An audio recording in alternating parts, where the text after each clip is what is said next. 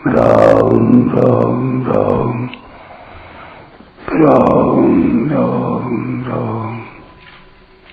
राम राम राम नारायण नारायण सर्वमेतद्रितं मन्ये यन्मां वदसि केशव नहि ते भगवान् व्यक्तिं विदुर्देवान् दानवा। 14वां श्लोक। हे केशव, मेरे से आप जो कुछ कह रहे हैं यह सब मैं सत्य मानता हूँ।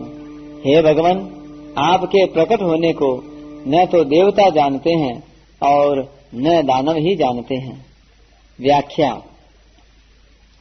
सर्वमेतद्रितं मन्ये यन्मां वदसि केशव। क नाम ब्रह्मा का है, अ नाम विष्णु का है, ईश नाम शंकर का है और व नाम वपु अर्थात स्वरूप का है। इस प्रकार ब्रह्मा, विष्णु और शंकर जिसके स्वरूप हैं उसको केशव कहते हैं। अर्जुन का यहाँ केशव संबोधन देने का तात्पर्य है कि आप ही संसार की उत्पत्ति, स्थिति और संहार करने वाले हैं। 7वें से 9वें अध्याय तक मेरे प्रति आप यत जो कुछ कहते आए हैं वह सब मैं सत्य मानता हूँ और एतत अभी 10वें अध्याय में आपने जो विभूति तथा योग का वर्णन किया है वह सब भी मैं सत्य मानता हूँ। तात्पर्य है कि आप ही सबके उत्पादक और संचालक हैं। आप से भिन्न कोई भी ऐसा नहीं हो सकता। आप ही सर्वोपरि हैं। इस प्रकार सबके मूल में आप ही हैं। इसमें मेरे को कोई संदेह नहीं है। भक्ति मार्ग में विश्वास की मुख्यता है। भगवान ने पहले श्लोक में अर्जुन को परम वचन सुनने के लिए आज्ञा दी थी। उसी परम वचन को अर्जुन यहाँ ऋतम अर्थात सत्य कहकर उस पर विश्वास प्रकट करते हैं। नहीं ते भगवन व्यक्तिम विदुर्देवा न दानवः। आपने 4थे अध्याय के 5वें श्लोक में कहा है कि मेरे और तेरे बहुत से जन्म बीत चुके हैं, उन सब को मैं जानता हूँ, तू नहीं जानता। इसी प्रकार आपने 10वें अध्याय के 2 श्लोक में कहा है कि मेरे प्रकट होने को देवता और महर्षि भी नहीं जानते। अपने प्रकट होने के विषय में आपने जो कुछ कहा है वह सब ठीक ही है, कारण कि मनुष्यों की अपेक्षा देवताओं में जो दिव्यता है वह दिव्यता भगवत तत्व को जानने में कुछ भी काम नहीं आती।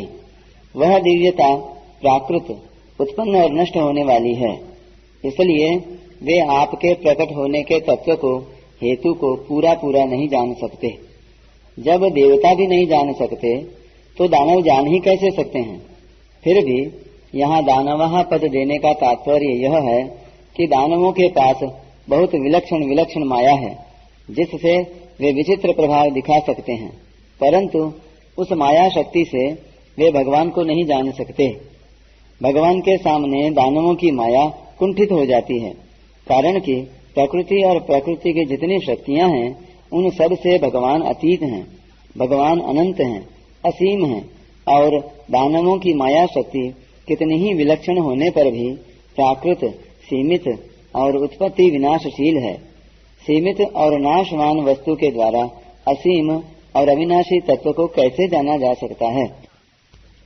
तात्पर्य यह हुआ कि मनुष्य, देवता, दानव आदि कोई भी अपनी शक्ति से, सामर्थ्य से, योग्यता से, बुद्धि से भगवान को नहीं जान सकते, कारण कि मनुष्य आदि में जितनी जानने की योग्यता, सामर्थ्य, विशेषता है वह सब प्राकृत है और भगवान प्रकृति से अतीत हैं।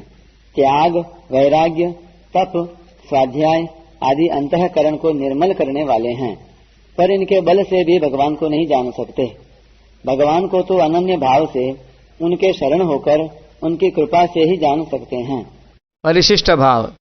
भगवान को अपनी शक्ति से कोई जान नहीं सकता, प्रत्युत भगवान की कृपा से ही जान सकता है। सोई जानई जेहि देहु जनाई, जानत तुमई तुमई होई जाई, तुम्हारी कृपा तुम्हारी रघुनंदन, जानहि भगत भगत उर चंदन। भगवान के यहाँ बुद्धि के चमत्कार सिद्धियां नहीं चल सकती। बड़े बड़े भौतिक आविष्कारों से कोई भगवान को नहीं जान सकता।